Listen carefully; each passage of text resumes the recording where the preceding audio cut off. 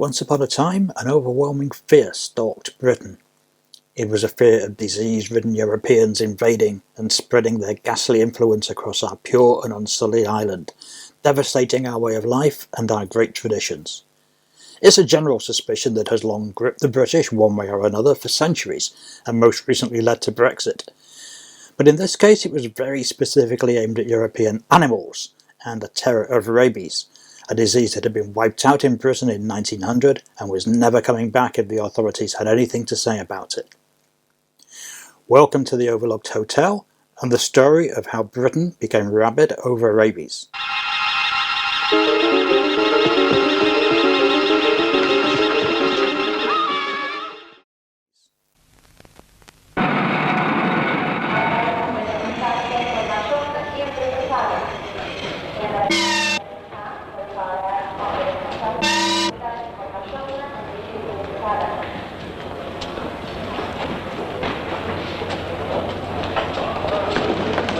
May I have a word with you over here, please, madam? Is this all your baggage, madam? The outcome of a sentimental impulse could mean a sentence of death for the animal you love and couldn't leave behind, and for you or someone like you, death in a manner that is beyond description. Whichever way you look at it, rabies means death. Now, rabies is a genuinely awful infection. If you get to the stage of showing symptoms, then you're going to die slowly and painfully with hallucinations, convulsions, hydrophobia and more during your final days. As ways to die go, rabies is certainly amongst the most awful, and it makes a lot of sense to do all that you can to keep it out of society. Most countries had rules and regulations about the importation of animals, and a concern about rabies was not restricted to the UK. But the British reaction to rabies was, well, rabid. It bordered on mass hysteria. If you grew up in the 1970s when foreign holidays and cross-European trade became increasingly commonplace, then rabies would have been a constant terror. The fear of bringing back this ghastly foreign infection was rampant, with the belief that one infected animal could bring about the end of civilization as we knew it.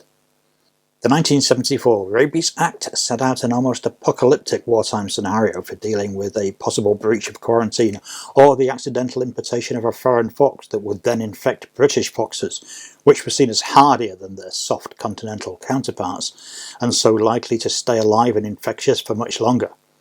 The Act included the provision of mass wildlife calls and the execution of domestic pets, though the latter may well have led to insurrection on a huge scale.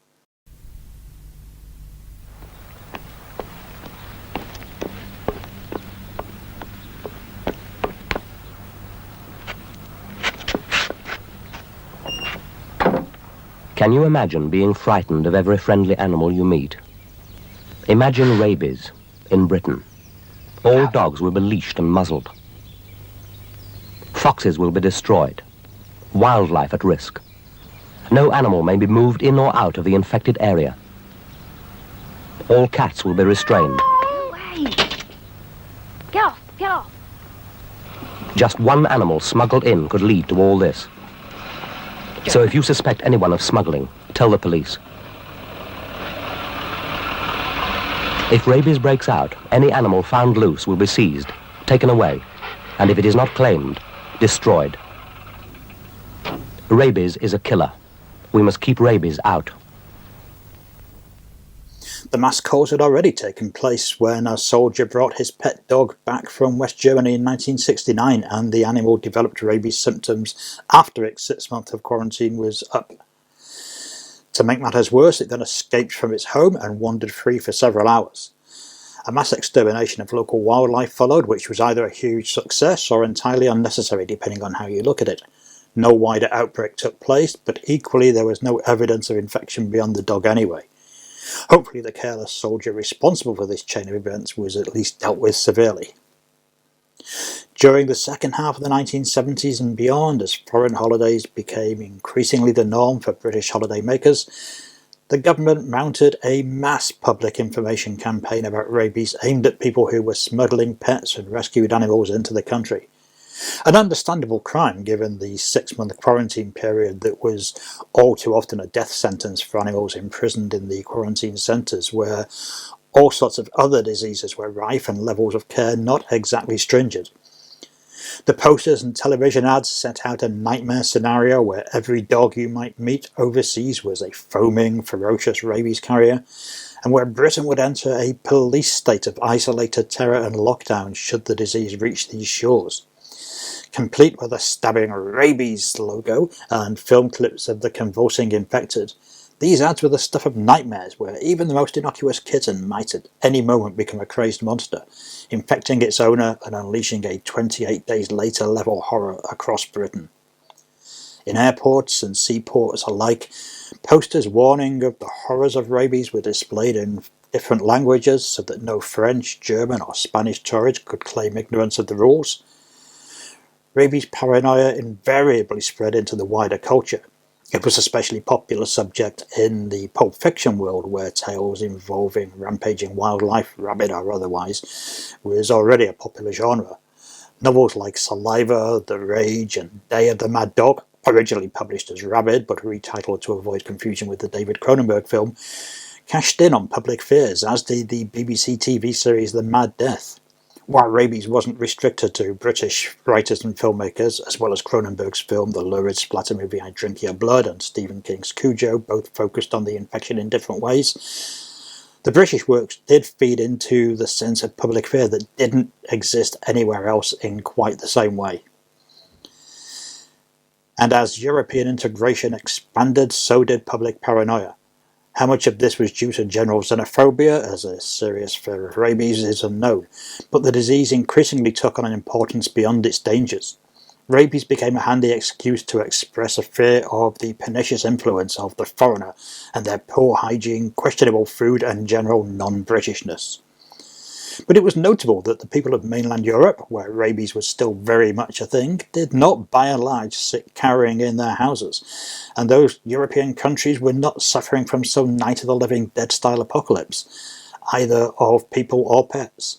In fact, by the start of the 1970s, rabies amongst domestic pets was well under control.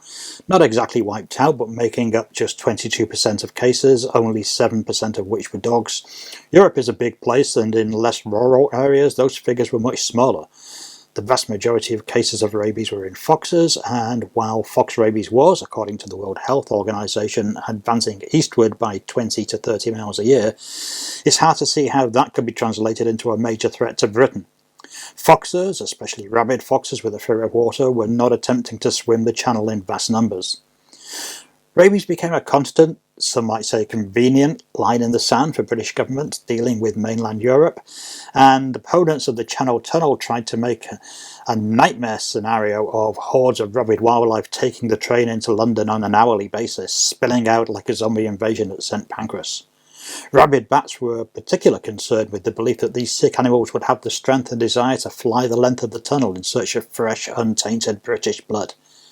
But the truth was, by the time the tunnel opened in 1994, rabies cases in France had fallen to less than 200 a year, none were domestic pets, and most of those were in the area near the German border.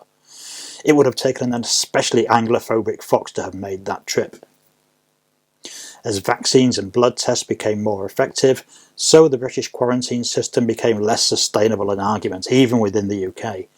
People who travelled abroad, especially those who might live and work in other countries, naturally wanted to take their pets with them.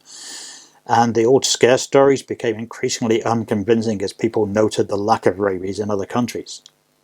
The idea that every animal you might meet was likely to have briefly paused from foaming at the mouth in order to trick you into petting it didn't gel with most people's experiences, and the paranoia about rabies began to look very much like a xenophobic cover for a more general fear of Johnny Foreigner. In 2000, a pet passport system was finally introduced in the UK, and despite fears about forgery, there have been no cases of imported rabies in the 2 decades since.